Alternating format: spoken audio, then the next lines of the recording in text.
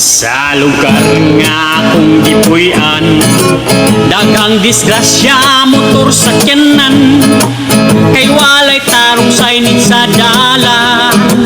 Amot nga nung inyo ning gipasagdan, tag sayo maghatod sa bata, padung iskwilahan mo tabok pa.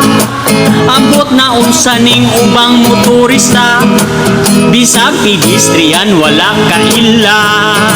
Sutoy-sutoy sa ilang padagan, bisag wala nasayod sa dalan. Maunang mubalintong ang uban, ug makabangga pa kadaghanan. Signage sa dalan lang ipangayo, aron ng aksidente mahilayo. Para tanang tao mag-alerto, sa dalan nga street kayo.